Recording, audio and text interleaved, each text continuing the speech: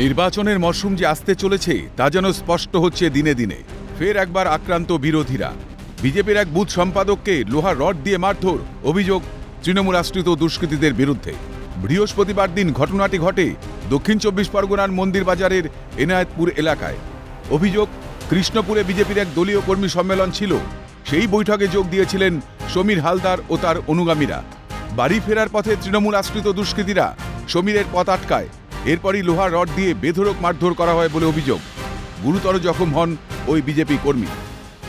আমি কালকে সন্ধ্যা ৭টার সময় কলেজ জল আনতে গেছিলাম। ওখানে কিছু টিএমসির দুষ্কৃতীর ছেলেরা বসেছিল।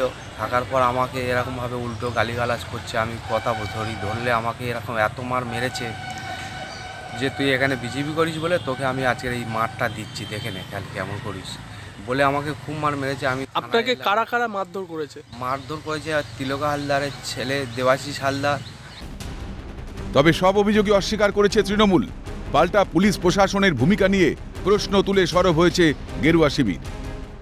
বলতে হয়তো বলছে, তাতে কোনো প্রুফ থাকবে? শাসক দল জড়িত বলতে গেলে তার তো নিশ্চয়ই কোনো প্রুফ আছে।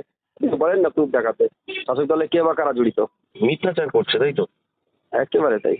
যত মন্দিরবাজার বিধানসভায় ভোট এগিয়ে আসছে তৃণমূলের সন্ত্রাস বেড়েই যাচ্ছে। অবশ্যই আমি চাই পুলিশ প্রশাসন সক্রিয়ভাবে কাজ করুক। আর যদি না করে আমরা কিন্তু এর থেকে আরো বৃহত্তর আন্দোলনে নামবো। বাংলার যে কোনো ভোটই কি দুর্দিন ডেকে আনে বিরোধীদের জন্য? লোকসভা ভোটের মুখে ফের শুরু শাসকের চোখ রাঙানি শাসানি। গণতান্ত্রিক অধিকার অনুযায়ী নিজের ইচ্ছে মতো রাজনীতি করার পূর্ণ স্বাধীনতা রয়েছে সকলের।